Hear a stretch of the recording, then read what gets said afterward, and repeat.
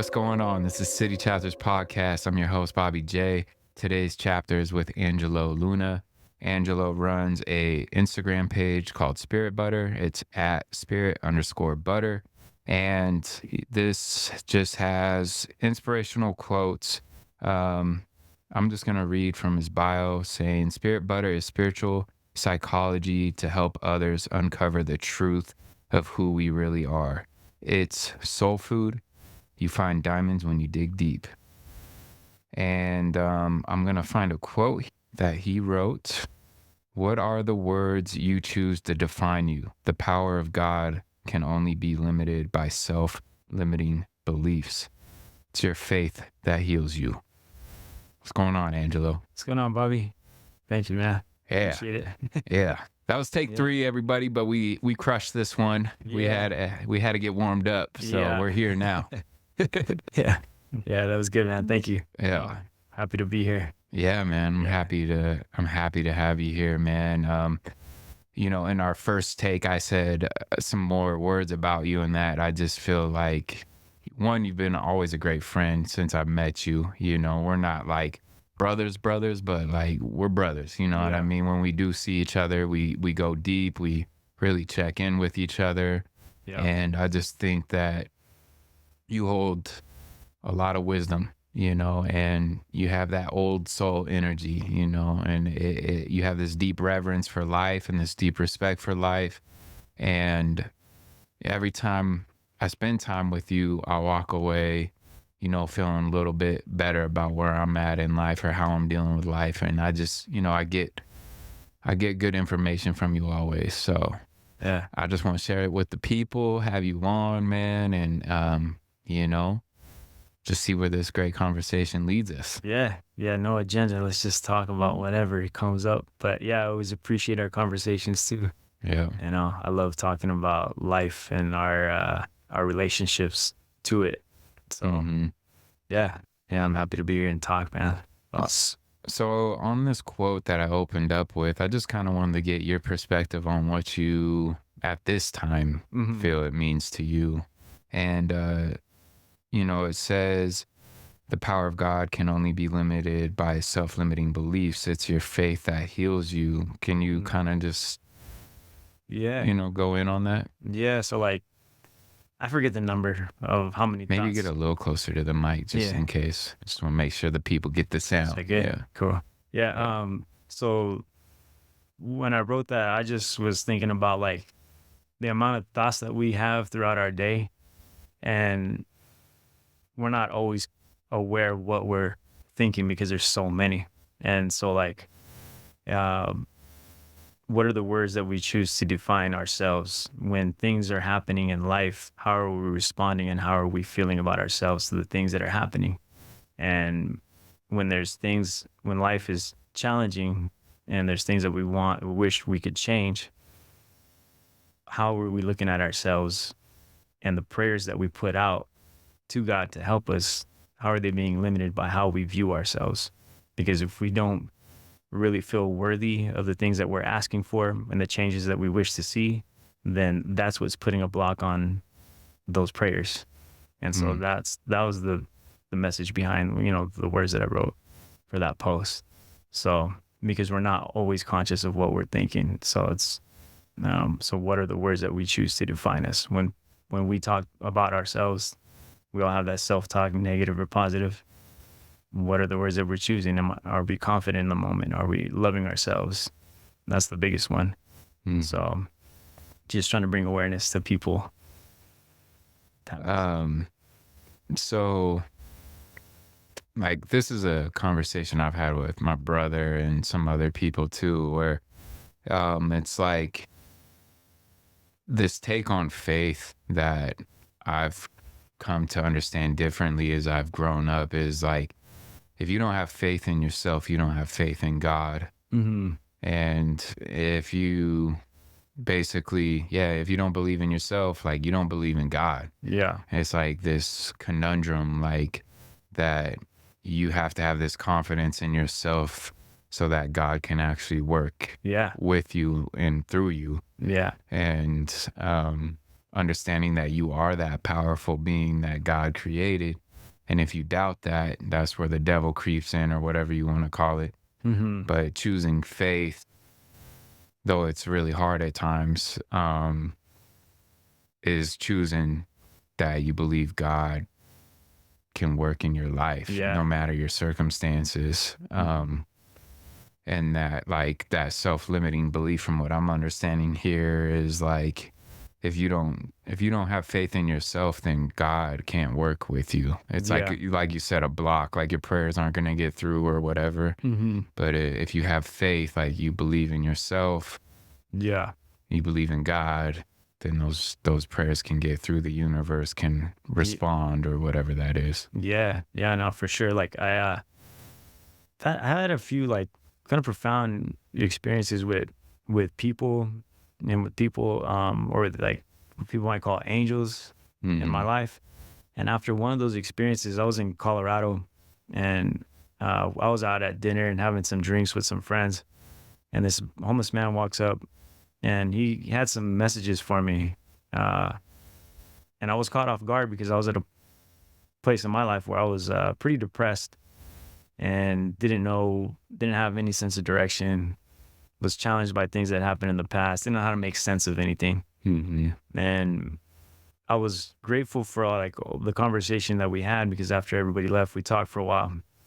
I was grateful, but then again, I was challenged by it. The next day I woke up and I thought, why? God, like, why would you why would you send someone to give me these messages, but I still feel like alone, like I have no faith in you, is what I was saying, like, out Mm-hmm. loud. And this voice popped in my head, and it wasn't my own. It was just the voice that shut out all the other thoughts that I had.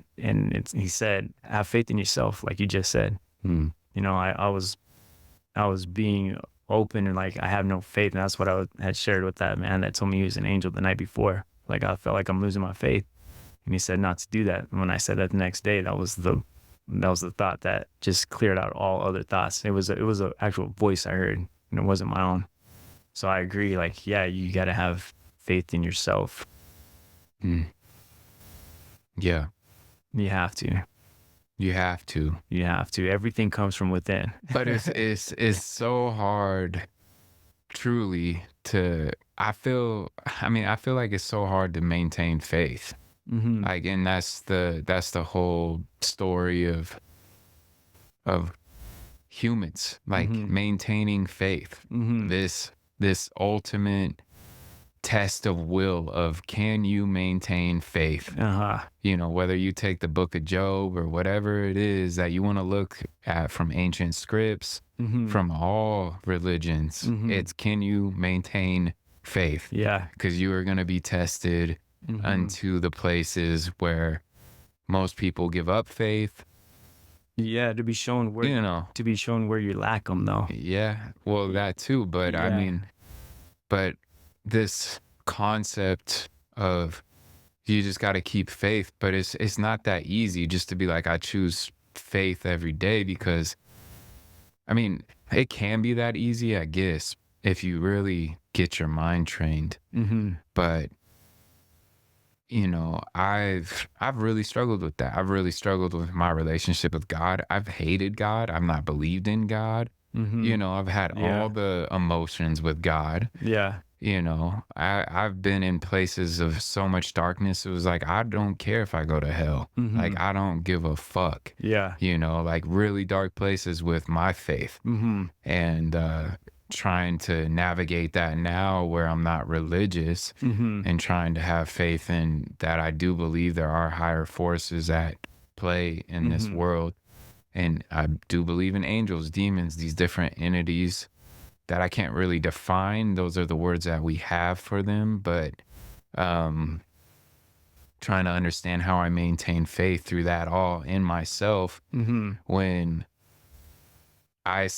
a lot of times, and this is where I have to see where my perspective is.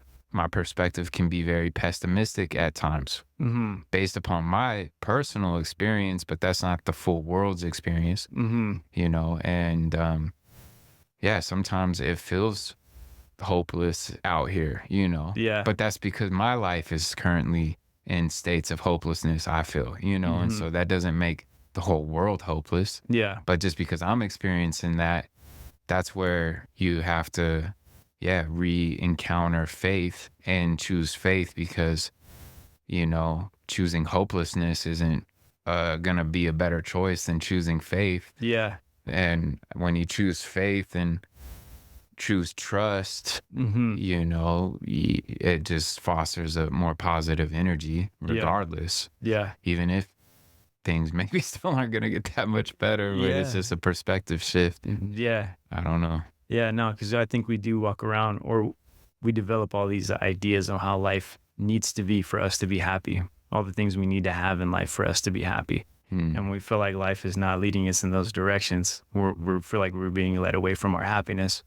And so that tests our faith, and that pulls us away from our faith, or it doesn't allow us to feel like we should have faith because we feel like we're unhappy without those things. And so all those ideas that we created out of from everybody else around us, that, their opinions on, how life should be lived and what you should have, what you should do, who you should be, when those things are challenged, because life is not here to, it's not so convenient anymore for humanity to just focus on things outside of themselves. So when we are challenged by life and it's pulling us in directions that we don't want to go in, or it's not getting us to that destination point that it says that that's where happiness is at, then our faith is not there, because we're being, it's almost like, because we are kids no matter what, no matter how old we get, we're still kids. And so it's like little kids that throw tantrums, we send them to the room to go let it out. And then that's what we do to ourselves. We let it out for however long it takes for us to be unhappy and ungrateful, and until we're like, all right, I'm ready to surrender. I'll come back to my faith, because then we'll realize in that moment that I can still be happy. I still don't have the things that I think I need, but I can still start to choose faith and happiness. And then that's when we start to get back on the horse and start going after the things. And it's an on and off thing until we're like, we wear ourselves out on it, and we start to just not worry so much about the things that we don't have, that we think we need to be happy in the moment. It's a hard one. It's a hard one. It's a hard one because I've been through a lot of these phases where I'm like, "Oh, I don't need all those different things, And because you choose that, it then, for me, like, for what's happened with me, is like, oh, I don't like, those things aren't important things. So I removed focus from those things. But then now it's like, it's so far removed that those things are actually coming to find out pretty important in some aspects of what I need to have in my life to live a fuller life within where I'm at in society. Certain things are necessary. And when we feel like we don't have enough of something that's necessary, we feel like we're in lack. And so we're just focused on everything else around us that isn't giving us enough. And then that becomes our world. And that's what we feel like we're hopeless. But it's like, if we're only thinking that the only time I'm going to be happy is when I have those things, then at any point those things can be taken from us, and there goes our happiness. Well, and you're also putting your happiness in a future destination, as if you can't be happy now. Yeah. And the things that we think should make us happy, it's not about needing, like, certain things that are necessary, or they are, but and how much of it. And then if we're only doing certain things to have certain things for us to feel happy, then what if we looked at those things as, I just want an experience. I just want an experience, and take away the gravity of, like, the weight that we give it, the importance, the value that we give things. Because anything that has value only has the value that we give it. And so if I look at things that I want to enjoy, it's just for the experience of it. It's not because I feel like that's going to fulfill me. Like, I just want the experience. Or the feeling. Yeah. Right. The experience or the feeling. Yeah, the experience or the feeling, and just only let it be that. And it's not, just because then without it right now in the moment, then I'm as happy as I could be no matter what. How do you describe though when your experiences are just plain shitty? How do you like how do you deal with that? Because I understand that perspective and I've dove into it, but at the same time, it's like, yo, some people and where they're at in life and what they're experiencing right now is Mhm. fucking shit. Mhm. And how can they just choose to be happy in it? Like Mhm. there's the Viktor Frankl book, which he wrote. I forget the title, but Viktor Frankl is the author. It's a very famous book. He was a Jew put in camps Mhm. and, tortured for a Mhm. long time, starved, all that kind of stuff. And he found a way to find happiness. No matter what was happening to him, he was able to go to a place where he could find happiness because he chose to, Mhm. and basically the idea is like nobody can take away your happiness but Mhm. you. Like Yeah. you get to control that. Mhm. Yeah. Um A Man's Search for Meaning is what the title is called. Yeah. Viktor Frankl, Yeah. very famous book. And it's interesting though, Mhm. to Yeah. listen to him talk about what he went through. And he was a philosopher before the Mhm. war, but It it's a it's I a don't. it's a choice. Like Yeah. happiness is a choice. And like if we think about the worst things that have happened to us in our lives up until this point, the Hmm. worst thing, is it happening now? No, but only in my mind when I go back to that moment. And can I allow it to make me feel what it did when it was happening? Sure. If I sit with it long enough. And Hmm. can it give me the same fear about the rest of my life? Sure, if I sit with it long enough, but those are all choices too. Hmm. And so I can also look at it and be like, damn, I'm still here. Like, and I can be happy now with that memory and just know that Hmm. it's just a memory. It's not really happening. So it's all about how we choose to respond to life when what's happening and realize like that eventually I can look back at these moments that are tough as hell. Like you said, people are going through some shit. Hmm. They can do the same. They can be like, "Yeah, I made it through that," and and almost laugh about it because life is so temporary. Hmm. We put so much pressure on ourselves to be certain things or be a certain person or whatever it is that we're so ambitious about in life that we suck the joy out of it, Hmm. and that's easy to do.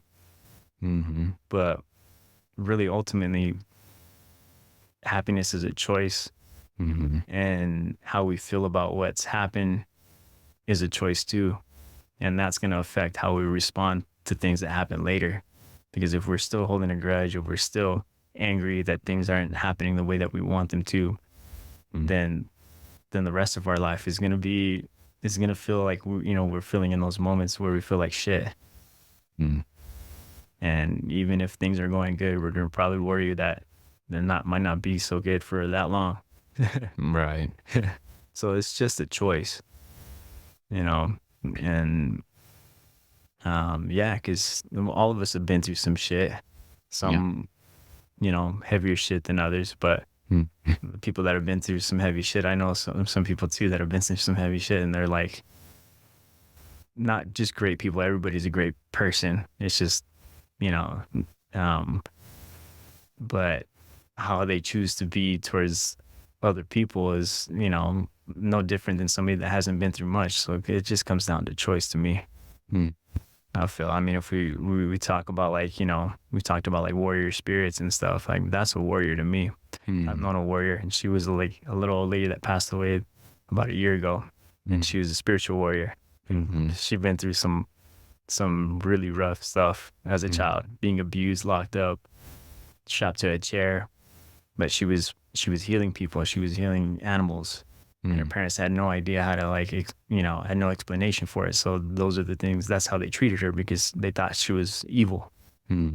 And this woman was like would take the clothes off her back, bring people to her house that she didn't even know, kids off the street, and feed them and Hmm. house them until she can help them find. I mean, that's just who she chose to be, and that's just up to us.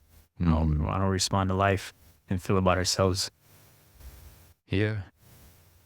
Yeah, I mean, yeah, ultimately it comes down to finding out you do have the choice. Do yeah. I think that's a key thing though of where people like you can tell people, oh, you can choose to be happy, you can all that, but it's the psychology of that is so much deeper for somebody to actually be able to understand that and whatever that is that triggers them to find out like, okay, well, I can either keep choosing this or I can choose regardless of what I've been through Mhm. to choose happiness or choose positivity instead. Yeah. But there's, and I think more and more people are exposed to that type of information than previously, Mhm. and so like if you do want to find a way to better your life, I feel like that information is more available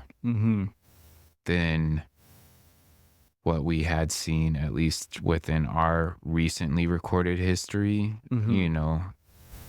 Um, I think healing was a much easier thing when we all lived in tribes and we were with our people and we had these conversations every fucking night, Yeah.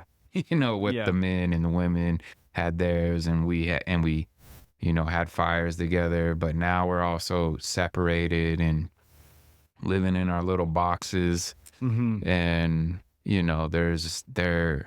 we're all obviously very desperate, I think, right now of how do we even keep maintaining Mhm. this way of life that we've built. Yeah. And what I see is most people trying to act like they got it all together, but it's like I feel like most people are hanging on a thread. Yeah. Like really deep down, most people are just know they're hanging on a thread financially, whatever. Even if you've built up a lot of wealth, Mhm.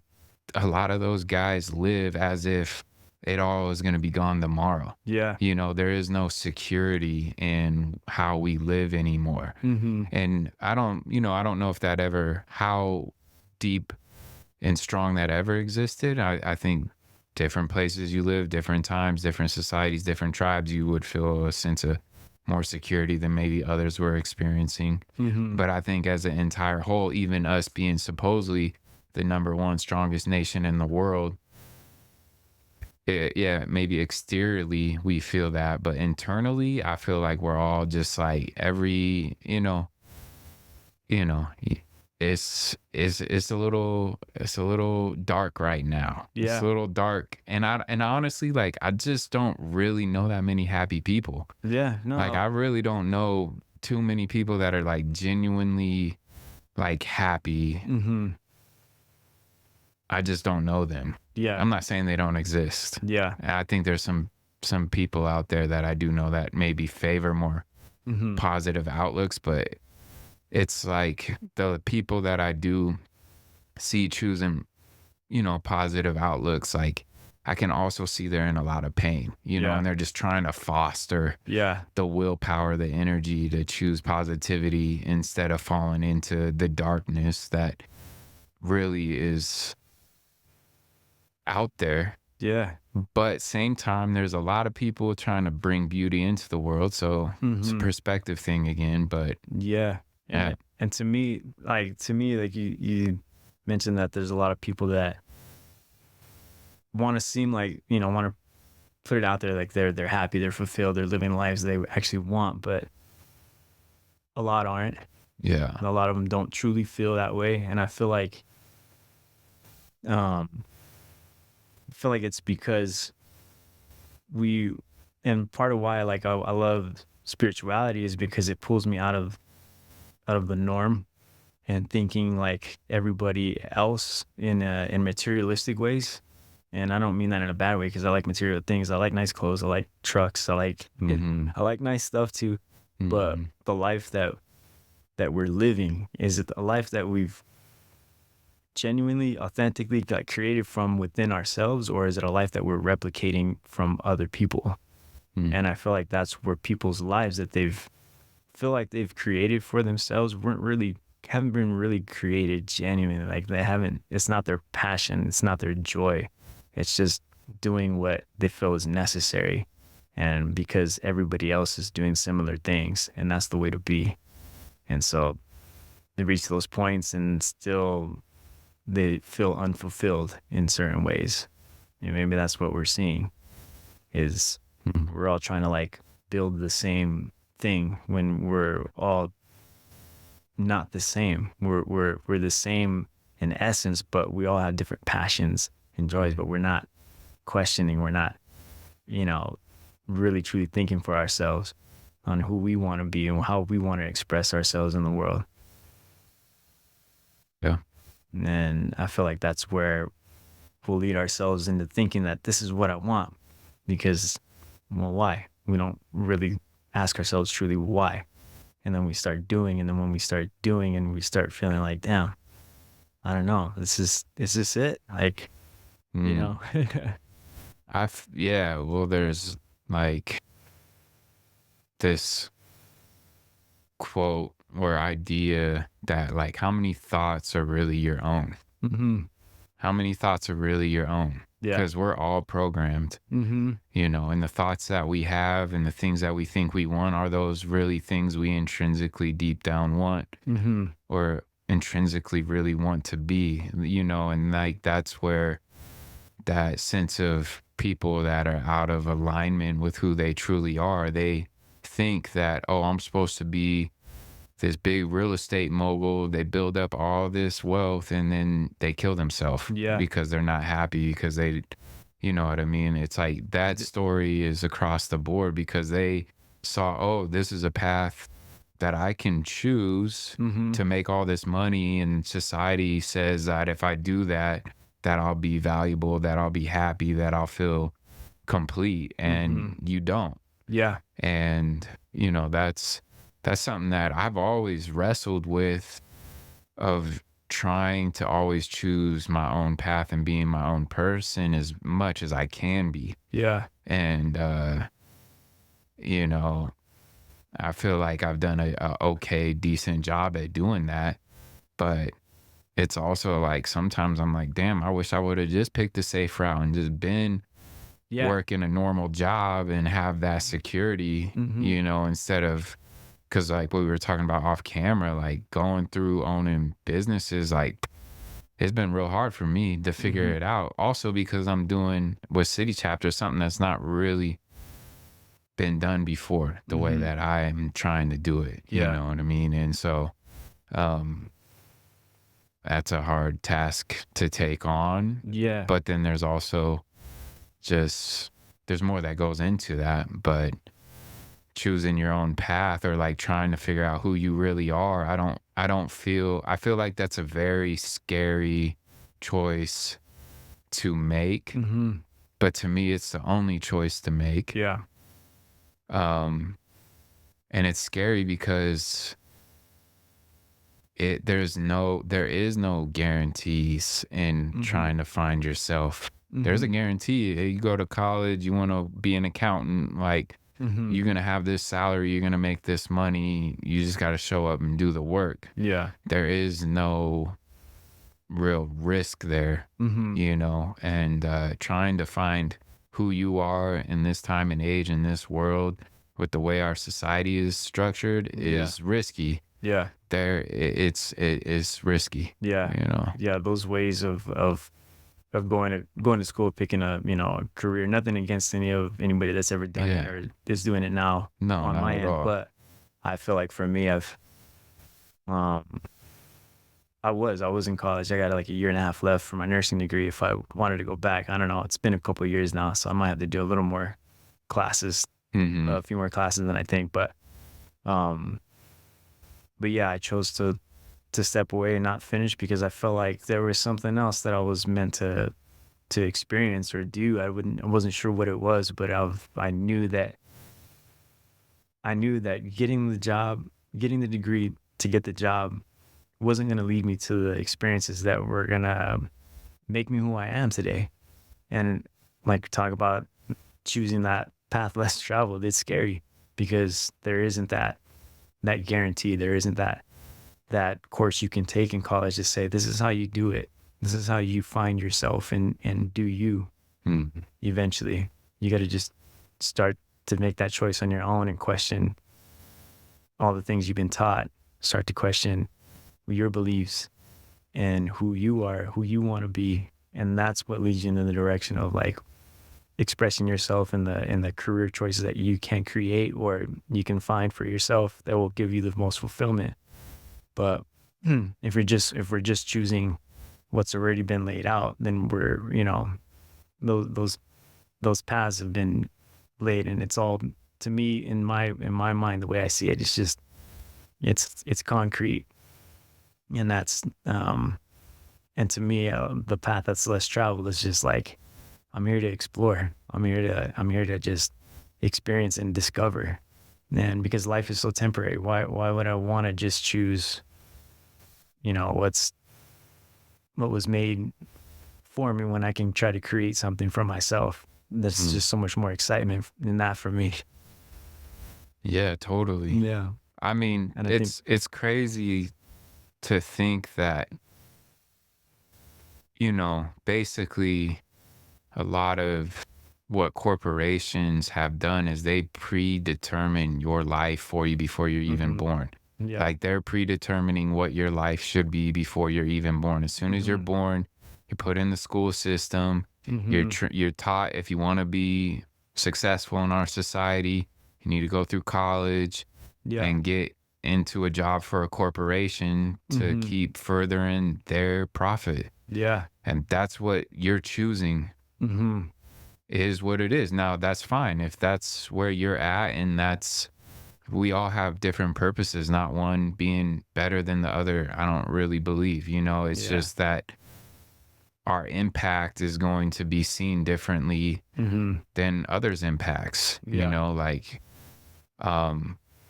but ultimately that's why I guess I always have had a problem with it, is because like I'm not going to be what you want me to be. I'm going to be what I want to be. Yeah. But, it's definitely set up for that to be a more challenging choice if you want to go that route. And really understanding that too is a big part of you going out on your own to pursue your own dreams. Like I don't think of course I didn't fully understand the depth of how hard it is to really try to hack your own path. Yeah. And it's like I had this analogy before. It's like, oh, you getting off the main path, you start hacking your way off into the jungle, and you got your machete, and then all of a sudden you look up and you're like in the midst of the jungle, Yeah. and the overgrowth on the path that you created behind you is gone. It's already overgrown. Now Yeah. you just stuck in the jungle. Yeah. And like, how the hell do you get to your destination? Yeah. The Because destination. if you've ever been in a real jungle, like you can't see very far in front of you, and you can get stuck. And there was another, I think it was on Jocko's podcast, he was talking about being stuck. And he was like, and he was using the analogy of a jungle too. He was like, if you're in the jungle and you don't know where you're at, like you just got placed in the middle of the jungle, you don't know if it's gonna be 100 feet to the nearest village or 10 miles. But the only way to fucking find out is to start hacking your way through the jungle. Start moving, take your first step. Yeah. Because you just got to That's keep crazy. moving. Yeah. And so I found that analogy really helped with me, because I definitely deal with analysis paralysis. I'm an overthinker. Like I'm very heady. I be overthinking everything. And learning to move forward can feel very heavy at times. Yeah. Like it's hard to take that first step sometimes when you're so stuck. Yeah. But yeah, once you get that first step going, it's a little bit easier for the next one. But Yeah. um Yeah. Yeah. Yeah. Being in the thick of the jungle kind of reminds me of like the beginning of our conversation about faith. yeah. Yeah. We want to keep going to find that destination, but we're like, damn, man, how much longer how much longer can I hold out? Excuse me. Yeah. Yeah. But yeah, and then being heady, being analysis, which analysis paralysis. Analysis paralysis. Yeah. Yeah, that's a tough one too, man. Because I feel like we just want to know. We just want to know, like, this is gonna work, and like, this is what's gonna make it. We're making the right decisions, Mm. you know. So then that's another thing that we're like, that I do the same. Thinking about the things that I want to do, sitting down, writing a business plan, and it's like, okay, what just sitting there and thinking too much about it won't get me to like actually get it done. And then because I want to know that I'm doing it the right way, that it's going to be like the best plan to make it, like, you know, give the best my idea the best opportunity to be successful. So then I won't really finish in the timeline that I give myself to do those things, because I'm just thinking way too much, because I'm worried that I might be making the wrong decision. It's like, so yeah, I get that, man. Yeah. Yeah. Yeah. I mean,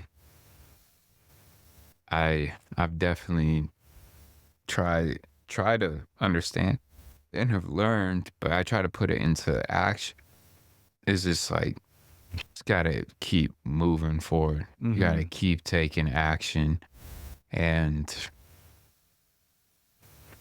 as obvious as it might sound, I think a lot of people in business and creatives and stuff, they just kind of are waiting for things to happen for them. You know, like, it's all gonna work out somehow, some way, but there is not enough action behind what they're doing. That's true for me. You know, like, there's a lot of procrastination that has crept into my business acumen and different things of that nature. And unwinding that, once you've developed maybe those habits, is difficult, you know, and learning how to shake that up and get back into a place of having faith Yeah. about what you're doing. And then in that faith, taking action, you know, and those are essential components that you have to have, because it's like, yeah, you could have the coolest idea. You can even be doing things to bring it to fruition, but, you know, it's not enough for you to be taking action, but also at the same time not really letting people know what you're up to or what you're doing. Like, you know, that salesman mentality too is a big part of what makes anything successful, is like, you believe in it enough to tell as many people as possible about it. Yeah. You know, and I think that can be convoluted nowadays with like Instagram ads and all that, like how people go about telling people about their product feels a little shallow. It doesn't feel like genuine a lot of times, but then there are people that do it very well and very genuinely. And that's kind of where I'm trying to find out how I can operate in, is like, how do I market to people in a genuine way, you know, and not be like shoving ads down people's throats, you know, or whatever it is, and still build a wealthy lifestyle, or wealthy in the essence of just like my basic needs are gonna be met, you know. So Yeah. because that would be wealth to me at this point, you know. Yeah. After the years I've been through with being in business and the financial struggle that's came with it. You know? So Yeah, for sure, man. that- with Spirit Butter, like, I've had the idea, and I started putting out Instagram posts like maybe 2.5 years ago, 3 years ago. And same thing. Like, once I came across the idea and the name for Spirit Butter, and like the message behind it, and what, you know, what it represents and how I want to reach people, I struggle with the same thing that you just talked about. Like, I could have been putting myself out there a long time ago and to promote and to talk about it, but I I never did, and I still haven't really, because I'm like, I didn't want to fall into that. Like, I didn't want to get it mixed up that I was doing it for the wrong reason. I had this fear of like, I wanted to offer this service, but I also need this service to give me some type of return. And Mm. so I didn't want to get lost in that. Like, I'm only doing it because now I can make good money, and Mhm. not that money is bad or wrong, but I just, I don't know. There's something about it that me has always made me feel a little like I wasn't like disingenuine about it if Mhm. had I done it. And Mhm. but Yeah, and like like being in a place too where you're like I actually like I need this to hmm make money, yeah, and then you're trying to promote spiritual yeah, aspects, and that's like that conundrum where, obviously, um a lot of spiritual people have found themselves in trouble because hmm that's what happens. You devote yourself to this, but you're like, I need money. hmm So you got to figure out ways to make money through yeah, your spiritual teachings. hmm Or, maybe it doesn't start off that way. You start making money, and then you're like, oh, how much more money can I make? hmm And it becomes a little murky. yeah. And what I found out too, though, is like I really realized, because now I am going to start putting myself out there, Mm-hmm. and I do want to do transitional housing through Spirit Butter, Mm-hmm. for kids that are coming out of foster care Yeah. and men and women that are coming out of prison. And I wanted to open up homes in the name of Spirit Butter.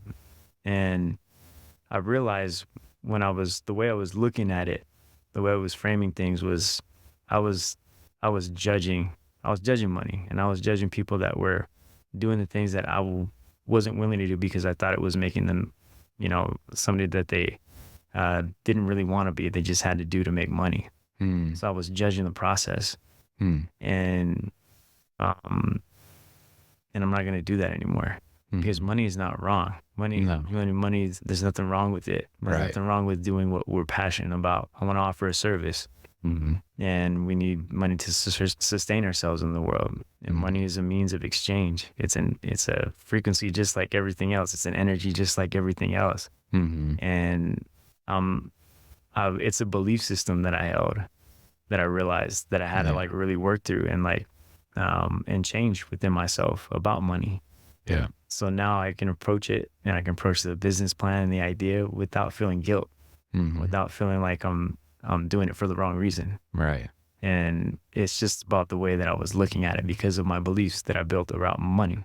And I had to look about like, why? I had to ask myself why. Why did I develop these belief systems about money? Well, maybe the experiences that I had of people that had money, I didn't want to be like them. I Mm-hmm. didn't want to lose myself and forget who I truly am to live in a physical world. And so those are my personal experiences that led me to believe that something was wrong with money. Mm-hmm. And so I was afraid that Spirit Butter would lose itself in that, and I would lose Mm-hmm. myself in the process. Mm-hmm. And that's ultimately what it's come down to. And I realized it. So now I'm like, I can do this. I'm going to do it, and I'm going to be happy about it. I'm not going to feel any type of guilt, and it feels good. Yeah. Yeah. Yeah. I've definitely went through a lot of those same questions with city chapters, and those are good questions to ask. hmm And I also do believe too that it's okay to like take your time before you really launch something. hmm As long as you get to it. There's, I guess, two sides to that. It's like, one is developing and giving something the proper time so that it can actually flourish when you start it. hmm But then there's the other side of perfectionism, which is a form of procrastination, where it's like Mm-hmm. you need to just get going and you need Yeah. to start. And um, also like facing imposter syndrome Mm-hmm. and identifying how that is taking place in what you're pursuing to do and how it's manipulating you Mm-hmm. into believing what, oh, like maybe, oh, the money thing. You want to start the spiritual page and you want to make money. Mm-hmm. That's not real. You can't do that. Right. What kind of person, all that kind Yeah. of stuff that comes with it. And yeah, like getting to that place where you're like, yo, I can make money Mm-hmm. and I can help better people's lives at the Yeah. same time. And there's nothing wrong with that. Yeah. Yeah. Yeah. And And so like identifying those blueprints that you have around money and whatever else. And mm-hmm. Yeah. yeah. That's the cool thing about pursuing anything too, is like in business, or even if you choose to go to college and have a job. It's like once you make that choice to put yourself on that path, whatever path you're seeking, you're gonna encounter those limiting beliefs, those self-limiting beliefs, those things that, you know, will make you procrastinate, or will make, me like feel guilty. And we'll have to encounter those things if we're really serious about pursuing those goals.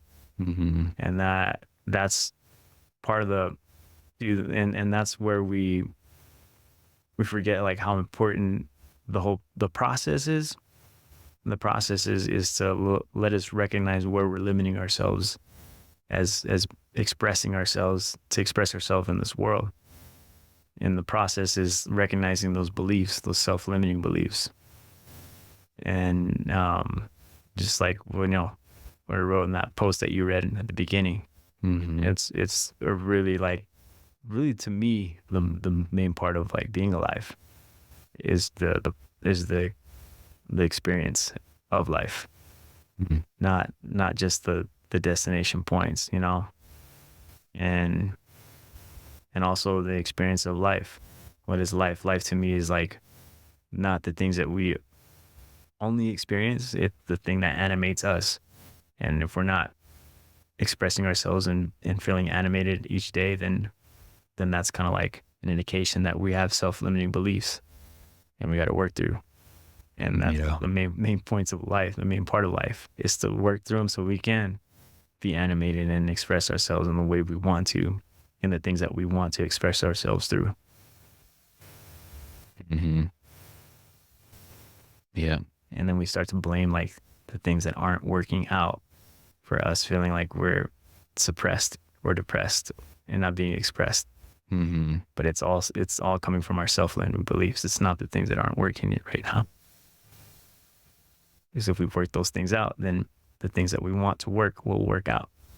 I wonder though sometimes if the things that aren't working out are not working out because it's not what you're supposed to be doing. Mm-hmm. And it's like you're supposed to be going a different way. Mm-hmm. And we're stubborn and we keep thinking we know what's best, Mm-hmm. but we don't listen. Yeah. We don't listen to God or the universe or the signs that are being given to us. Mm-hmm. And that's kind of a place where I'm at. Like, am I not listening enough to where I'm actually supposed to be putting my energy? And that is why I'm so worn out. Nothing is working. Like, I don't feel animated, like you're saying, like definitely been dealing a lot with that. Like, I just like not feeling excited about a lot of different things in life right now, and it's like, I'm a very excitable dude, you know what I Yeah. mean? Like when I'm activated, when I'm animated, like when I am in that zone, Yeah. like I know it's not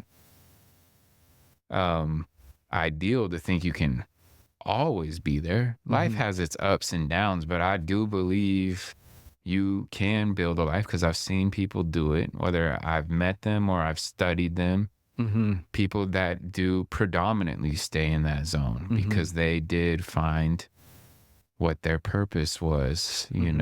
and have stayed more, been able to stay in that. Mm-hmm. Though I do feel like that's a very, it's not a lot of people that get there. And not a lot, not everybody. We don't all sign up for the same journey too. Exactly. Like Yeah. they where they're I at. believe that. Yeah, where they're at is is where they agreed to be in this life, Hmm. and the experiences that they've had are all things that they've agreed to have, to know themselves through, to learn about themselves through. And we just have different journeys. So I feel like, yeah, we don't all have it as smooth, but Hmm.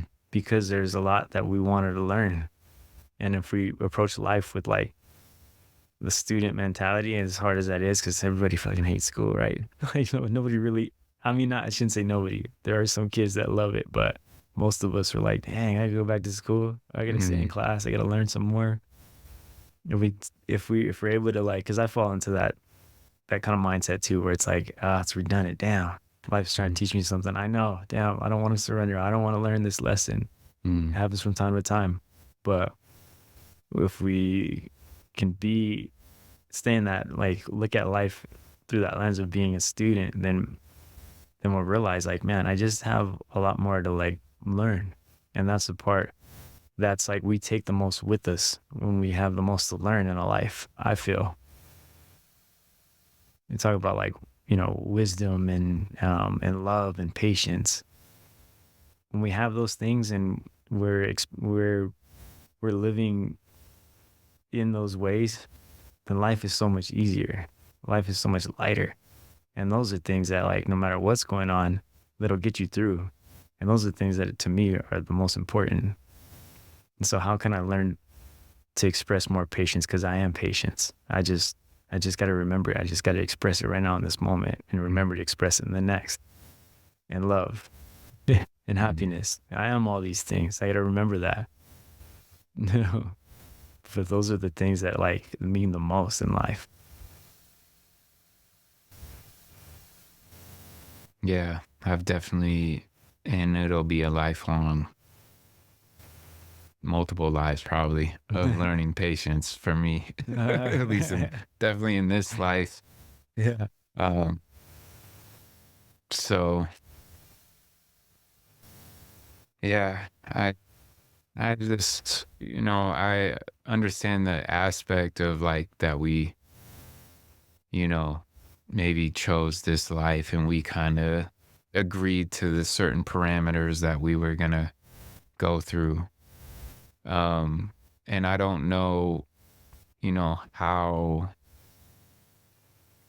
deep the opportunity goes for you to build whatever life you really want to for Mm-hmm. everybody. Mm.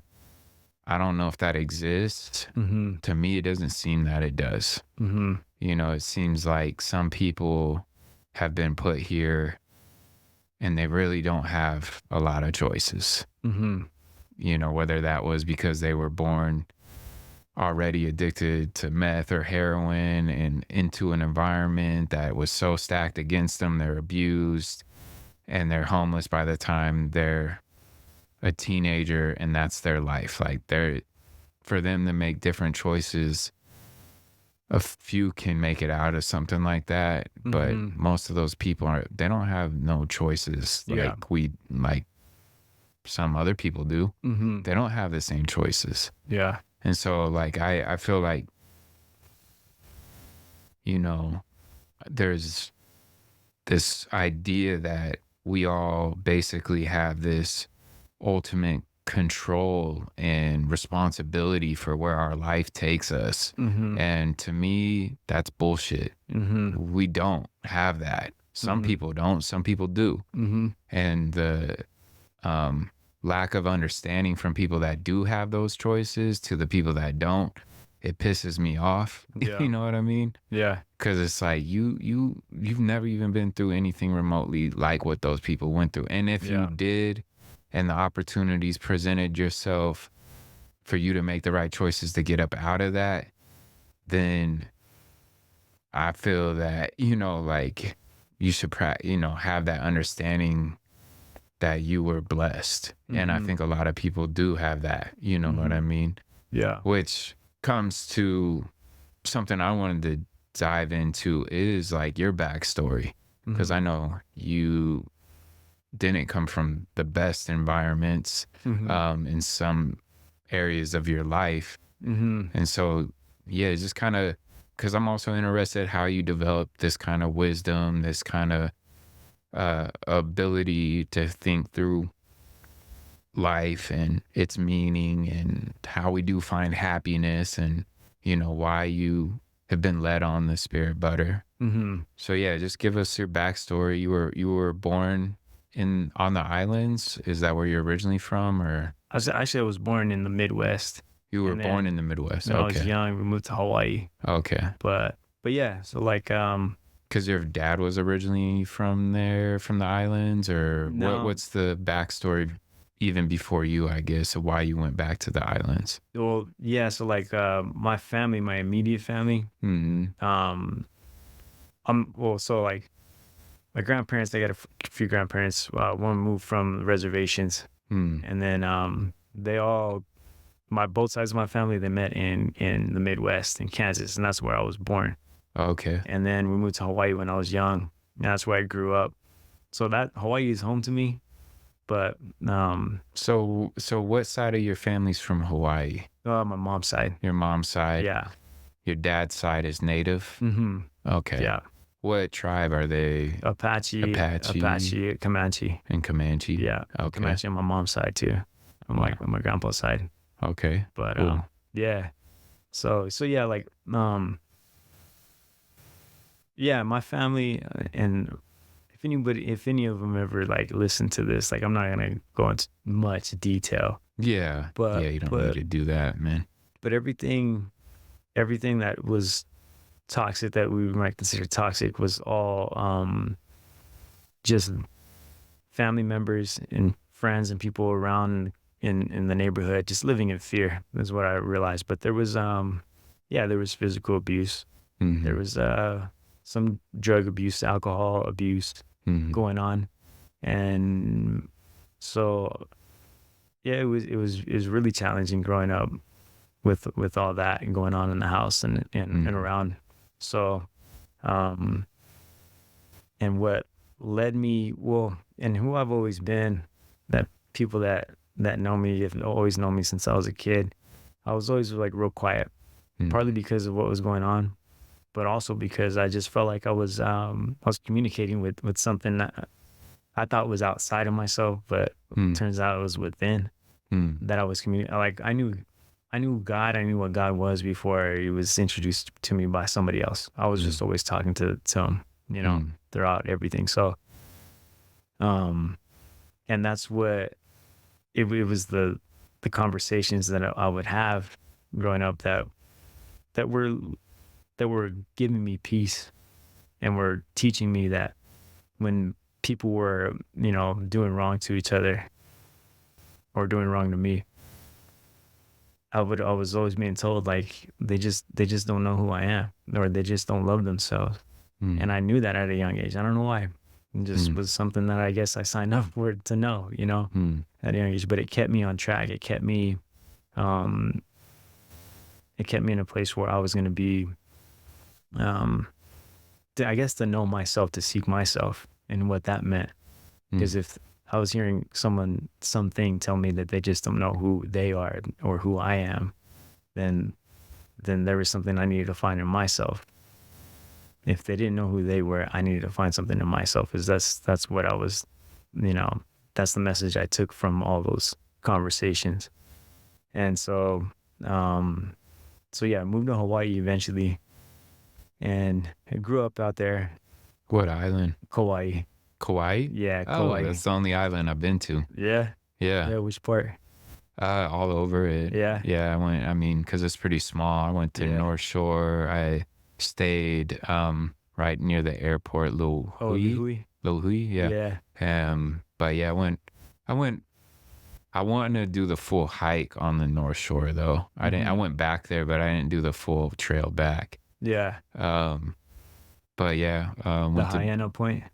on the Yeah. North Shore. Yeah, where you go to Yeah. North Shore and there's that trailhead and it Yeah. goes like 7 miles back there, I think. Yeah. I think it's 7 miles or so. Mm-hmm. And we went maybe 2 miles or so and went to some beaches back there that were really cool. Yeah. But yeah, Yeah. definitely I would love to go back there and do the full hike back and Yeah.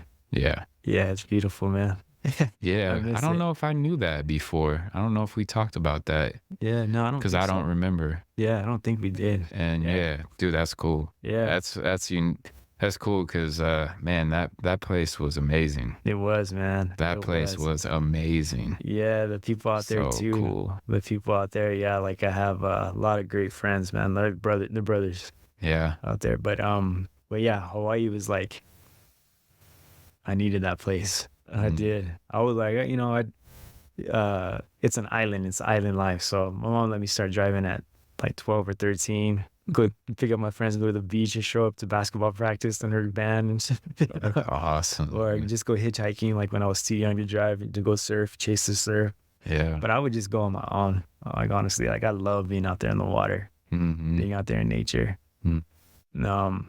So yeah, I grew up out there. Uh, and as far How as old like, were you when you moved there? I was in like third grade. Okay. Yeah, I think like third grade. And then, but all throughout, like, it's crazy to think about, like, sometimes when, like the supernatural experiences, that's another thing that kind of like led me to create Spirit Butter because I was having like experiences that I couldn't explain, dreams that were coming true, people, things that I was seeing, hearing, and I never talked about it to anybody else because nobody else was talking about it. So I was like, nah, this is not something that I'm open to sharing, Mm. at a young age. All throughout high school, in high school is when I asked God to shut it off because there's just too much going on. Mm. And so it slowed down a lot. But I was still getting like messages here and there, Mm. certain things that were happening. Because life, in Hawaii was great, but it was also still challenging in a lot of ways too. And and then I mentioned earlier, like when I moved, I left before my senior year, and I went to visit family. My dad was living in Kansas City, and I just never went back to Hawaii. There's just too much going on. There's some things that happened to me that I just felt like I didn't want to be around anymore. In Hawaii. In Hawaii, yeah. And Yeah. then also, mom was going through divorce, and there's Mhm. just so I didn't want to go back because I knew she would have to she'd feel like she'd had to stay in the relationship. That's what I felt, Mhm. and longer than she wanted to because that would have been my senior year, and like I said, some stuff that happened to me Mhm. that I just felt like, and I also wanted to like maybe spend a year with my dad. So it was just like a lot of stuff that was going on in that time of my life that was really challenging. Ended up in Kansas City my senior year in a completely different environment, no beach, like there's no mountains. It's farmland and not very diverse. It is now. It's a lot better. Like there's a lot of other cultures that have moved into the city, so it's just nice. But when I was there, it was not very diverse. Mhm. And then so yeah, that high school was pretty challenging. Went through a pretty rough environment for like a year, and yeah, I learned a lot though. I learned a lot about my strength as a person. What like I'm not really afraid to move anywhere or to like meet people Mhm. because of these experiences. As Mhm. challenging as they were in the moment, I realized like I learned my strengths, Mm. and so I'm grateful for those. And but all throughout, man, all throughout my life, I just always knew that I wanted to maintain this connection with with God, or the universe, whatever people are comfortable calling it. And that's why like I got in. I've had jobs where I've made really good money, but I knew I was just there like temporary. It wasn't my passion, and I didn't know what my passion was yet, but I just knew those things weren't it. So I've always taken risks of leaving jobs that were paying really well to see what what it is that I was like, that I really wanted to do for myself here in this world. So, um, I worked in the oil fields. Have helped start a huge company out in Seattle doing international business. And like I said, I've taken leaps of faith to find out what it is that I'm actually passionate about. And then I feel like I've found that now. So now I'm just in the process of getting those things going, which is going to be soon, hopefully within the next year. And that's to do Transitional housing. transitional housing. Yeah. Yeah. Because I've always wanted to work with people. Yeah. Yeah. And it's always been kind of easy for me to connect with people. Mm-hmm. I don't know why, but maybe because I'm not like, I don't pose a threat. I'm pretty laid back. Mm-hmm. And, but yeah, I enjoy it. I enjoy conversations and, getting to know people and their stories. Yeah. It's fascinating to me, and yeah. Yeah. Yeah. We're all unique, man. I love learning. Me too. Yeah. That's why I do the podcast. Yeah. Just like learning, talking with people, Mm-hmm. and learning things about people I know too already that I didn't know before a podcast conversation. Yeah. Like you living on Kauai. Yeah. We've known each other a long time. I knew you lived on the islands, Mm-hmm. but I didn't know it was Kauai because a lot of times it's like Oahu or the Yeah. Big Island, But Kauai is like, that place is magical. One. Mm-hmm. So I could see too why, like, from my perspective of the time I was there, like why that could foster spirituality in you being in a place like that. Cause it's a magical place. Yeah. There's a lot of like magical energy there. Mm-hmm. It's unreal. Like the sunsets are unreal. Like, it's just, I had this one experience there where I swam with like a sea turtle for like 20 minutes, just me and that homie just surfing, Yeah. just swimming around, dude. It was so cool. Yeah. And then on top of other experiences I had there, but one of the sunsets and swimming with that turtle, it was like magical, Mhm. it was like unreal. Yeah. Very spiritual too, the experience with the turtle. Yeah. Like I felt like me and him were like connected, Yeah. there was something I can't really ever describe it. One, I love the water. Mm-hmm. I've always just loved being in the water. Yeah. And that was my first time seeing a sea turtle like that. And it was just like such an unreal experience that this sea turtle was just chilling with me, letting me swim next to it, and just totally like, what's up, bro? Yeah. We vibing out here, man. It was Yeah. awesome. Yeah. Yeah, it is, man. It's the oldest island in Yeah. Hawaii. So that's why it has the nicest beaches, Mm-hmm. and it's the greenest. Mm-hmm. Yeah. Most plant life. It's not Yeah. the biggest island, but yeah. Yeah. That's the place I tell everybody. I'm biased just maybe because, I lived there for so long, but Mhm. also it's true. It's the most magical. Yeah. Yeah, for real. Yeah. It's the Yeah. furthest north other than Oahu, right? Which Oahu is a privately owned island or something. The Robinson family or something. Niihau. Niihau. Yeah, Niihau. It's like Niihau. Niihau. I Yeah. think it's like 15 miles or something Yeah. off the coast of the Yeah. You south. can see it west side. easily. Yeah. But it's like a private. Mm-hmm. You can't go there. Yeah. Yeah. You have to Other be than- invited or have like Yeah. Hawaiian blood Right. and have Hawaiian blood to go there. Yeah. Yeah, because there is some people that still live up there that live more traditionally too. Mhm. Yeah. Yep. Mhm. And I've heard you can't even like sneak up on the island. Oh, I want to try it. Yeah. I want to recommend that. No, and the beaches aren't like the nicest. They're pretty like rocky, and Rocky. jagged. Yeah. So it's pretty hard to do if you want to Yeah. try to be sneaky. Good luck. Yeah. Yeah. Hmm. But Yeah. So, how'd you end up in Spokane? How did that come about? so after my senior year, I went out to Kansas State University Mm-hmm. It's in Manhattan, Kansas. It's like 3 hour drive from Kansas City.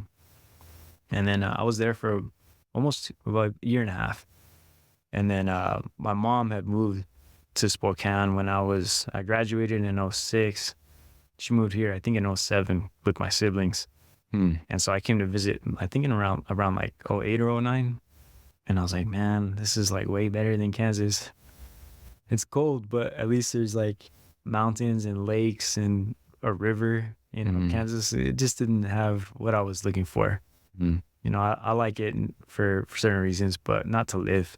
Yeah. And so I decided to move up here about a year later and be closer to the ocean too. Yeah. Yeah. It's Yeah. I need some ocean therapy. It's Yeah. still quite a jaunt Yeah. to the ocean, but it's possible from here. Kansas City is a little. What's the nearest drive to the Yeah, I ocean, know, man? man. Yeah. Is it Atlantic Kansas City.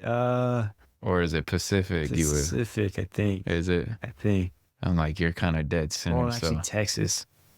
yeah, that's true. You Yeah. could go south. Yeah. You could go south. I think Texas is the closest. Go to the Gulf. Yeah. So Huh. yeah, Tornado Alley. Yeah. I was in it and I saw tornadoes. Yeah. Yeah, it was crazy. Dang. I've seen one tornado. That was Yeah. it. Been in 2 hurricanes. Where at? The hurricanes were in Yeah. Mexico. Oh, damn. Yeah. I was down in Playa del Carmen Yeah. area, Tulum area.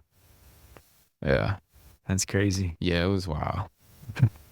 I guess it was probably pretty mellow to the people there. Like people used to it, but it was still a wild experience. Yeah. For sure. Yeah. It was cool though, like, it was also like it was fun. It also was just like exciting. Yeah. Yeah. Oh shit. We're about to go through this, so but I'm kind of wild like that, I guess. Yeah.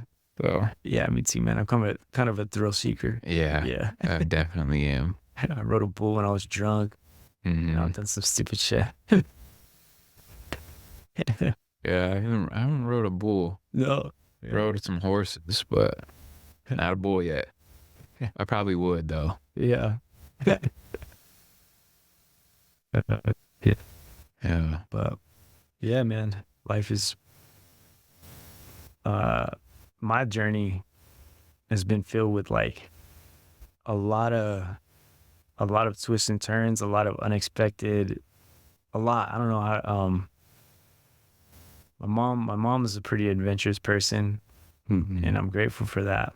So I've lived in a few places Mhm. and I've learned to like be open to people because of her. Yeah. And then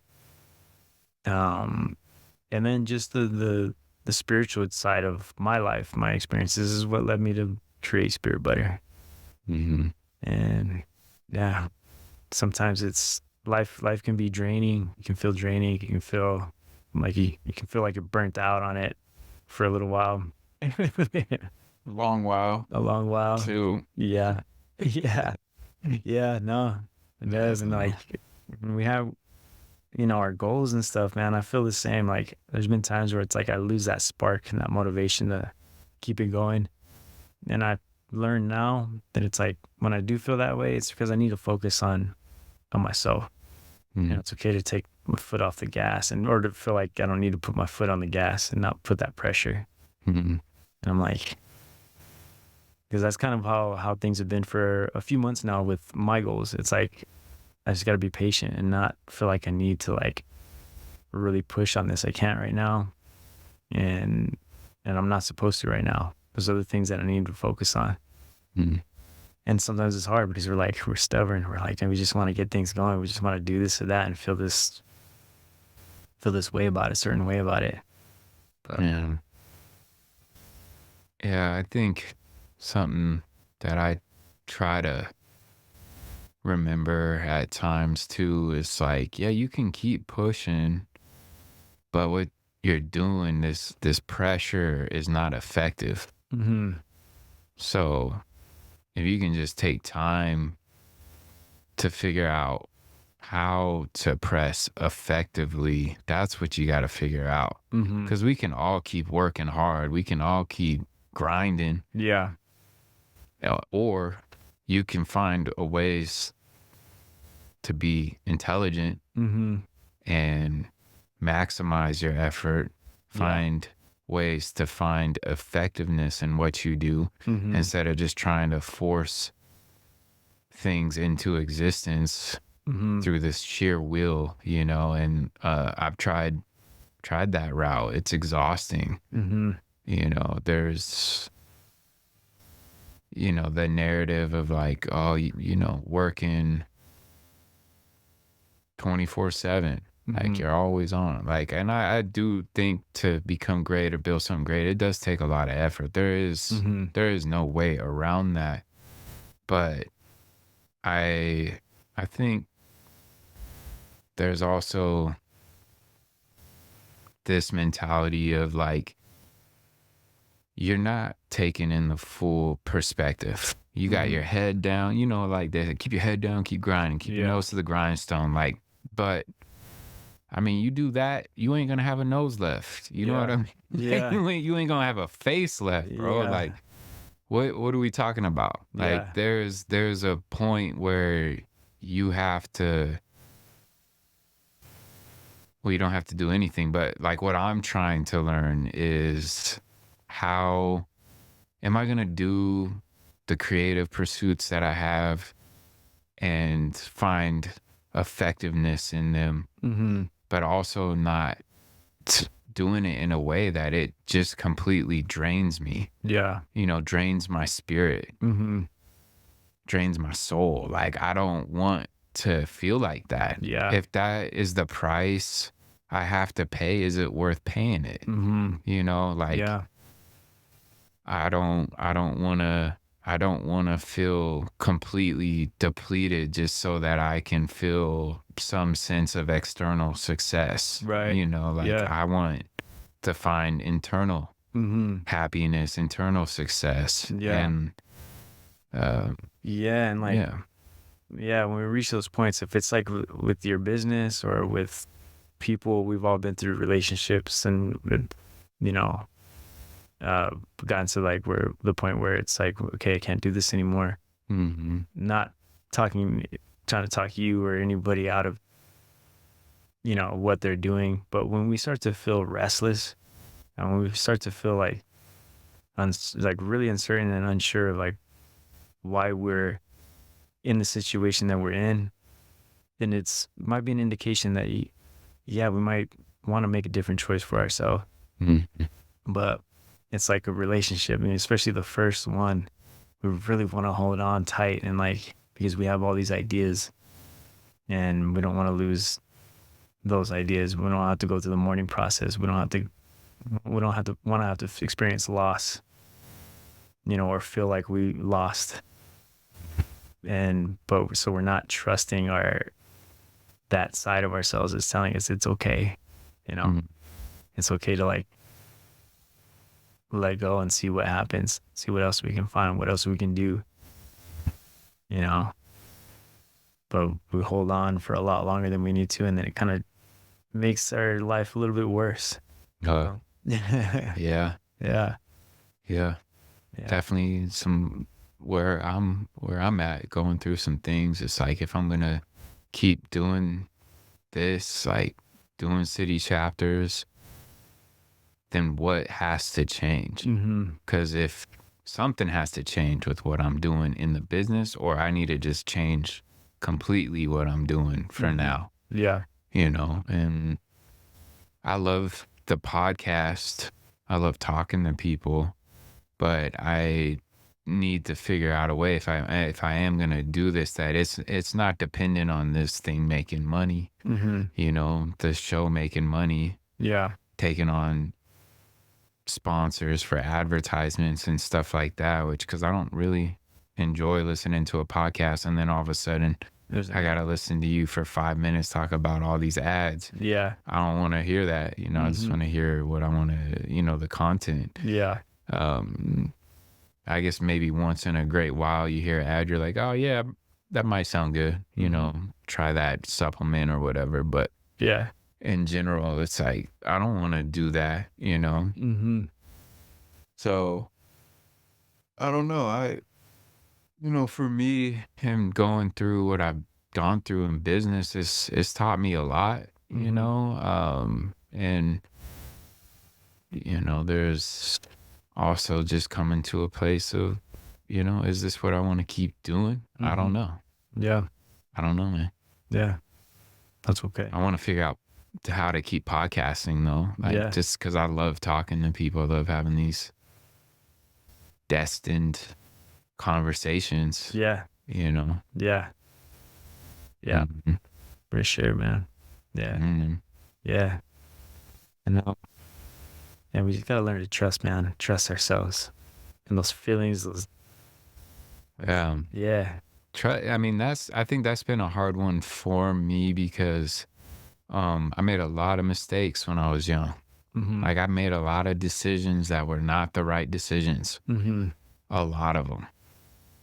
And they started becoming less and less, but even like when I was 32, I made another decision based around alcohol Mhm. that, you know, led to a DUI, Mhm. and it really fucking impacted the way I trusted myself, Mhm.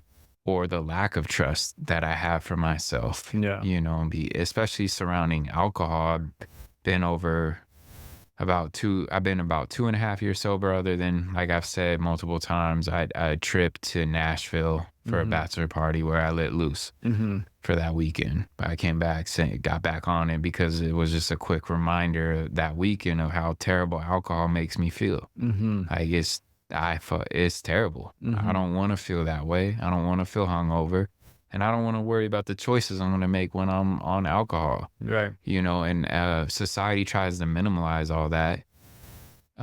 People try to minimize those mistakes, but this is life and death for me. Mhm. For my life, it's life and death type of mistake. Yeah. And people can say, "Oh, don't be hard on yourself," whatever, whatever. But it's like, no, fuck that. Mhm. Be hard on yourself. If you know deep down, like, that those kind of choices are going to destroy your life, Mhm. then be hard on yourself. Yeah.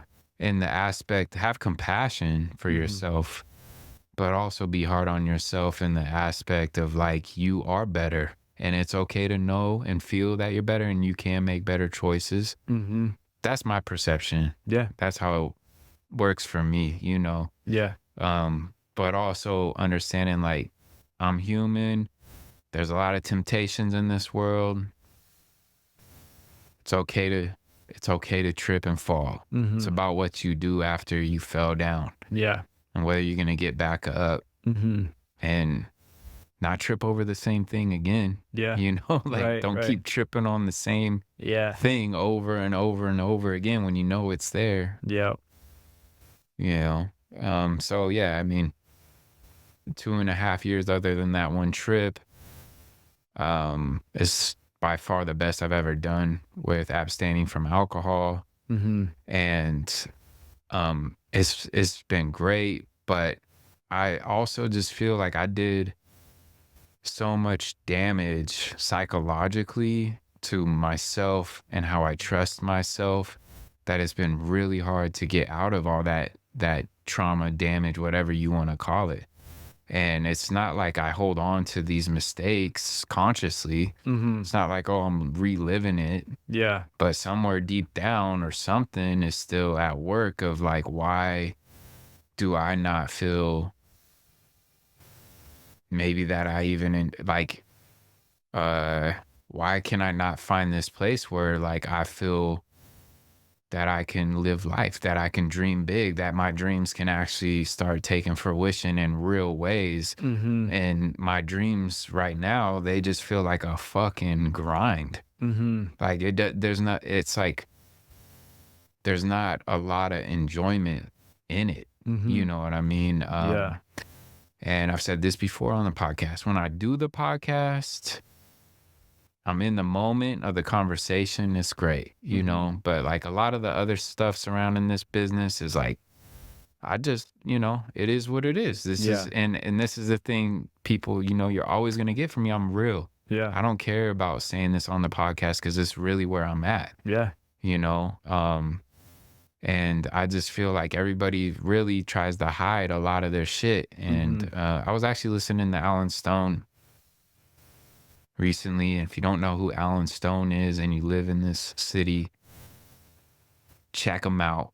You should know who he is. He's a phenomenal recording artist, soul singer, only really major artist we have from our town. Mhm. Have you heard of him? I haven't, You no. have to listen to his Yeah. music. It's amazing, man. And especially if we get the opportunity, we should go to like one of his concerts, or Yeah. he does this thing out at Liberty Lake every year typically. But basically the song Surround, I think it's on his album Apart, but I could be wrong. Either way, the song surrounds like just letting your dirt be on the surface. Mm. That's like one of the lyrics. Let your dirt be on the surface. Like, don't try to hide your dirt. Yeah. Don't try to sweep it under the rug. Right. Like, it's all right Yeah. that you're not perfect, that you don't have it all figured out, Mhm. Yeah. And, I think that that part of me going through this business and all of that is me getting to a place of being completely like open Mhm. with my struggles, Yeah. like with where I really am, Mhm. with who I really am. You Yeah. know what I mean? And being learning vulnerability, Mhm. because at one time growing up, um, in the lifestyle that I chose, Mhm. I wasn't forced into street lifestyle. I chose it. Um, there was things that nudged me towards making that decision, and they were based around probably at the time I thought it was anger, but it was probably more obviously based in fear. As Mhm. you learn, most anger is based in fear, Yeah. if not, I mean, if not all of it. All of But it. Yeah. so making those decisions to live the way I did, there was no room at that time in that lifestyle for any type of vulnerability. You Mhm. can't show any vulnerability. Um, and learning how to unwind that and be able to, what I feel as a man is actually being able to be real with your struggles Yeah. and be able to talk with other people about it, other men about it. Like, that takes a lot more courage than trying to act like and hold in that you got it all together, that but I do respect the men that they see maybe it doesn't serve them to talk about it in Mhm. some aspects too, Yeah. but the men that try to not talk about it but clearly have some serious emotional damage and shit going on, Mhm. that's where it's not good. Yeah. That's where we have to figure something out more about that. There's certain types of men, and this is the kind of man I kind of do aspire to be, but also blending the vulnerable side of being able to talk about the hardships of life in a way Yeah. that is constructive, Mhm. not complaining, not whining, none of Mhm. that, but just constructive communication on the struggles of life and how you navigate it. Yeah. Also blended with the Mhm. type of man that takes life head on Mhm. and understands life is hard, Yeah. but chooses his words very wisely Mhm. and uses few of them. Yeah. Yeah. You know, Yep. that blend is somewhere where I'm trying to get to. Yeah. Obviously in podcasting, I got to be able to um, keep a open dialogue going, Mhm. but in day-to-day life and day-to-day occurrences, um, with certain individuals, how do you reserve what you say Mhm. and not just being caught up in whoever's talking about what or complaining about what, and Yeah. being effective in that communication with that person and with yourself? Because I've found that communication and conversation actually can be like one of the most draining Mm-hmm. things that can happen to you. Yeah. You know, if you allow yourself to get caught up in a conversation that is negative or really has no substance, it just will deplete your soul. Mm-hmm. It'll deplete your energy. Yeah. It depletes your time Yeah. also. Yeah, because you got to give your attention to You got to something give that your you know. time to it, you Yeah. know? And Yeah. so learning how to not engage in certain conversations is a pretty good skill set to have, you Mm-hmm. know, Yeah. because I'm guilty of it at times. But like just talking, I I don't know. I guess maybe I see myself a little differently, but just talking the talk, you know, like I Yeah. see a lot of people that I don't even know how to communicate with, luckily, Yeah. from my perspective, because I just can't sit and talk about things that are not important to me, at least. You know, Mm-hmm. they don't seem to have any value in understanding and figuring out life. Yeah. And this podcast has really been able to bring about conversations that are really centered about life, how to Mm-hmm. navigate it, how to navigate business. Mm-hmm. How do you find happiness in this day and age? Because it's fairly complex to me. Yeah. Yeah. Yeah. I mean, it seems complex to me. I don't know. Yeah.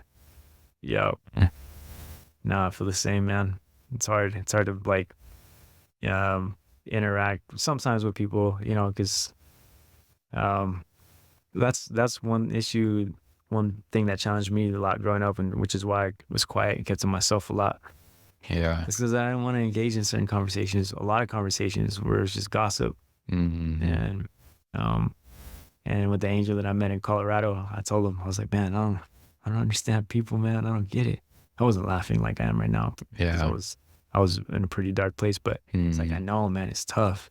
It's tough. Mm-hmm. And but it's just about like, for me, I think we talked about this last time we met up for lunch, was just like having grace for people and where they're at consciously. Yeah. Yeah. Yeah. Um, I don't feel like I pass judgment, you know, on people unless they attack me. You Right. know what I Yeah. mean? Then it's like my judgment might open up if Yeah. I feel attacked. Yeah. But as far as like Having to listen to things that you day to don't care about. day, like Yeah. people and what they do, I don't care. Yeah. I don't judge people that are homeless on the streets. Mm-hmm. But if I feel attacked, then Yeah. I'm gonna make my judgments to protect myself or whatever I gotta do, because that's natural. Yeah. But like I don't, yeah, I definitely try my best not to. You know, let's be real, it's impossible not to pass judgment. Mm-hmm. That's we're designed to Mm-hmm. for our own security. Yeah. But I try my best to catch those judgments and realize what truth is really in that, you Right. know, or why do I have that judgment really, Yeah. and to let go of it essentially, Mm-hmm. you know. But Yeah. um Yeah. Yeah. Because yeah, judgment is like a form of fear. yeah, Yeah. totally. Mm-hmm. And Everything we judge, we fear. mhm. Yeah. So everything we fear, we're gonna judge. And it's also just a form of you not wanting to accept how things are. Right. That person is the way they are. Mm-hmm. You could try to judge and say they shouldn't be that way all you want, but Yeah. that's not going to change who they are. Nah. And you can force people, you know, which has happened many times throughout history, but it's not going to change who they are. Yeah. You know, like you gotta, I mean, it's just easier too to accept it. Like, all right, well, they want to live that way or talk that way. Mm-hmm. It's fine. It's only, like I said, when it starts impeding on my my well-being, Yeah. that it's gonna then I'm gonna have to do what I gotta do. Yeah. But other than that, like if you live your life and I live my life and you're not trying to stop me from living mine, I'm not trying to stop you from living yours. Right. We good. Yeah. We good. Cause I'm not trying to control people and how they live. Mm-hmm. Just don't, of course, like basic principles, don't hurt others, Yeah. like that's about it. Mm-hmm. Yeah. So, yeah. Yeah. But I mean, me and you, are able to have that type of conversation, man. And that's why I wanted to have you on. Yeah. Talk more about Spirit Butter, which I didn't know the transitional housing was going to be a component you were building on. So Mm-hmm. appreciate you bringing that on here and letting us know. Let's dig into a few more of your quotes and then we can close it up. All I right. just feel like these will be good topics to add in. So I'm just going to scroll and pick one here. If you see yourself as damaged, as small, or unloved, you will always seek love in a fearful way. What do you mean, man? What do I mean? Well, then we're looking for love from our insecurity for some reason. Mm-hmm. And an insecurity is always trying to fill. If we're living through insecurities, we're always trying to fill a void that can't be filled. And we're gonna look for love and accept forms of what we believe are love that really aren't, all because of that insecurity, whatever it might be. Mm.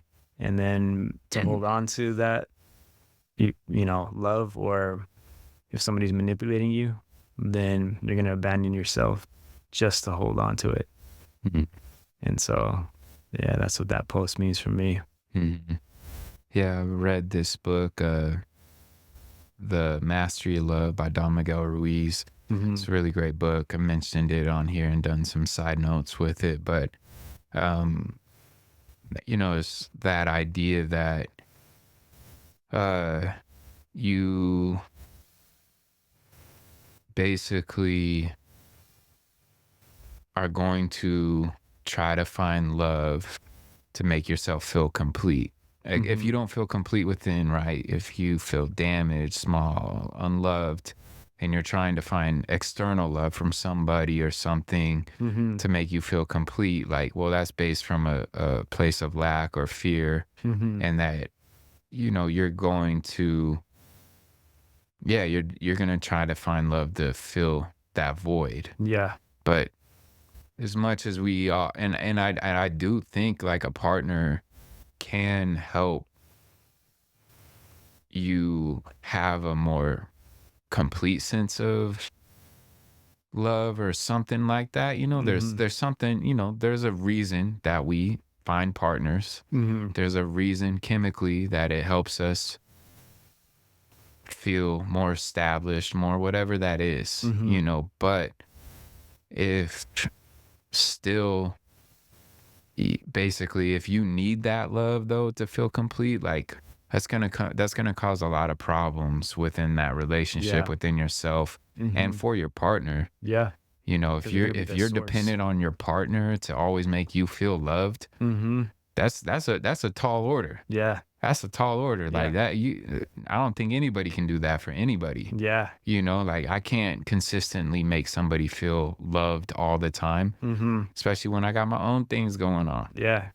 And it's Yeah. the commitment to love that matters, Yeah. to support each other and all that. But knowing like I need to be relying on myself to make myself feel complete. It's not the responsibility of anybody else to do that for me. Yeah. Yeah. Yeah. That's a mission I think that we're all on. Like we all have different journeys and stuff, but that we all have one mission in common, and that's to know ourselves as love. So yeah. Yeah, I mean, I don't know. Fear is such a strong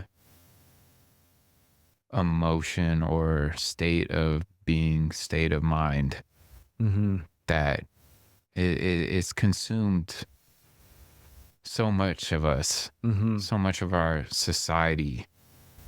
And I see it definitely pouring over into a lot of relationships, Mm-hmm. or, you know, yeah, I guess pouring into relationships, causing divorces, causing all these different separations that happen, single parents, like family dynamics are just seemingly eroding Yeah. away. Yeah. uh, and a lot of broken people that feel damaged Mm-hmm. because of those situations, small because of those situations, unloved Mm-hmm. because of those situations. And then it starts pouring into the next relationship that you have because you're bringing all that trauma, all that baggage with you now, all that distrust, Yep. you know. And yeah, it just seems like there's just a lot of fear based around finding love and relationships Mm-hmm. nowadays. Yeah. I have it Yeah. deeply, like I have that problem, you Mm-hmm. know. I try to identify it, I try to work through it. Mm-hmm. But it's really hard, man. I mean, how to, I mean, I guess, what are some ways that you help dissipate fear? What tactics do you have that you use that are you found effective for dissipating fear? Yeah. Well, becoming aware of it in almost all ways in my life. So like self realization, which is like knowing myself and my relationship with reality. So reality being the people that I encounter, the relationships that I have, friendship, family, or romantic, and recognizing in certain moments with those interactions if there's a trigger by what's said or what's done Mhm, within me, that's me acknowledging a fear. It's mhm, not me reacting, and it's not me blaming. It's me acknowledging a fear that I carry within myself. And that interaction was shown to me so I could see that fear, mhm, and I can let it go. I can choose to let it go if I want to, or I can live through it and make choices from it, but create more fear for myself to experience. So that's how I manage fear. And then I also, um, the relationships are our greatest teachers. So I don't run from relationships like I used to. I don't mhm, run from friendships when they become uncomfortable. I don't run from anything anymore, because I know that one of the things in life is fear is a teacher. The devil is a manifestation of fear, but it's a hard teacher. And so as long as we're running from it, it's going to continue to try to teach us something. We can't run from fear. We can only learn from it. mhm. And that's something I choose to do daily. Run into it? Run into it, learn from it. Yeah. Yeah. Mhm, And so if like I'm avoidant of anything for whatever reason, I know there's a fear. If I'm, you know, within my own relationship, uh, triggered by anything, I know it's just a fear and insecurity that I have, and that I can recognize now that it has my attention. Now I can let it go. Now I mhm, can say that I know why I felt this way. mhm. It's not. I don't place blame anymore and put that responsibility for how I feel on anybody else. Yeah. And I choose to see that all my relationships are just an experience. It's Mm, not. Yeah. mm. Yeah. All right, man. Yeah. I think we'll close it up. Cool. Yeah. Right on, Bobby. I appreciate it, man. Yeah, man. Yeah. City Chapters Podcast. I'm your host, Bobby J. Today's chapter was with Angelo Luna. Check out Spirit Butter on Instagram at spirit_butter. And shout out Spokecast for sponsoring and producing my show. Till next time.